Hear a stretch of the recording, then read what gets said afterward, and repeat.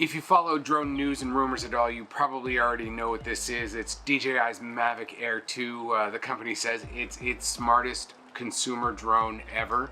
It has a longer battery life than the original and a longer range than the original. It comes with an all-new controller and it has a brand new camera in front.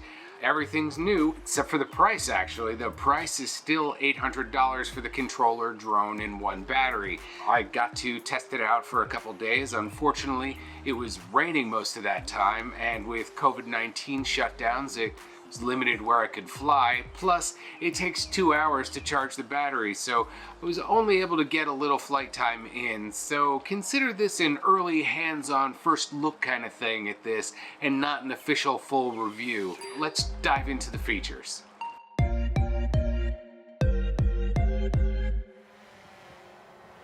So let's talk key flight specs for a second. The Mavic Air 2 is slightly larger than the original Air and heavier at 570 grams. Its flight time is actually better though, going up from 21 minutes to a max flight time of 34 minutes without wind. I got roughly 32 minutes before it forced a landing.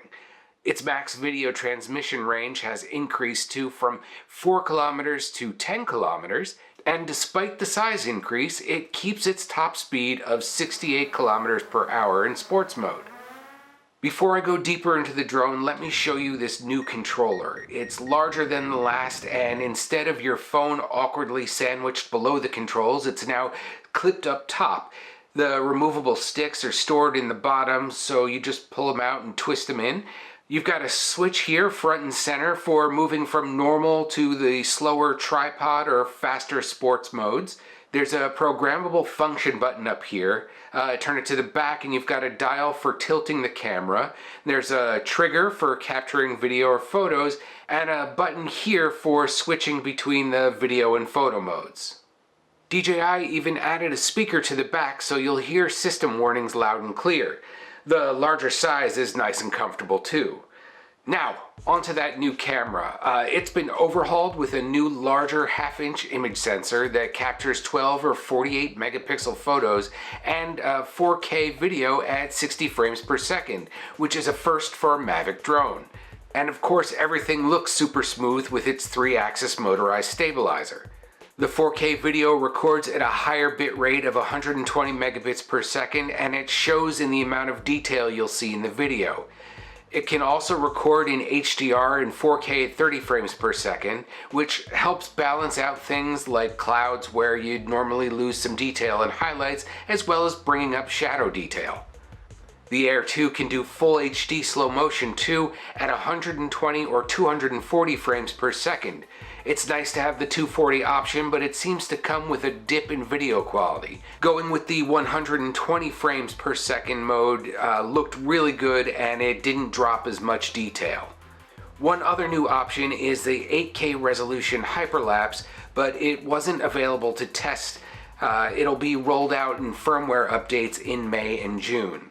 Like the original, the Air 2 can be used to track subjects. You can just draw a box around the subject and it will stay locked on them. DJI updated this feature called Active Track for improved subject recognition and obstacle avoidance. So you can have somebody walk through trees or other obstacles and the drone will automatically go over or around them. It may struggle with bare branches still, but at least in my initial test it worked as promised.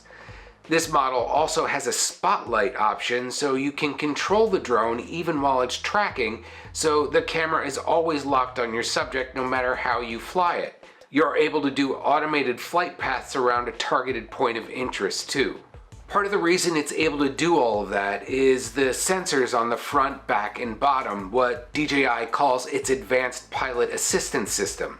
This allows you to worry less about running into objects or people because the drone will find its own path around or over them, or it will just stop entirely, and you get audible and visual warnings the whole time from the app and the controller. So the APAS system helps with not crashing into people or things, but then there's another system that DJI added for the first time in a consumer drone called AirSense. That receives ADS-B signals from airplanes and helicopters, and this gives you a notification on your screen so you know when there's air traffic in your area. There is one more safety feature that DJI put in this model, and it's an auxiliary light on the bottom. Out of the box, it's tied to that function button on the controller, so you just tap that and you can turn it on and off without digging around in the settings or tapping on your screen. That light will help you fly at night or in dusk when you're trying to land. It helps the sensors on the bottom, but it also helps you see it in the sky while you're flying.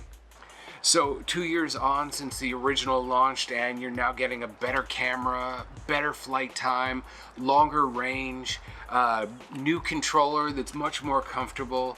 It's just all around a better package, and it's still $800. Plus, it still folds up tiny, and you can just toss it in your bag and take it just about anywhere.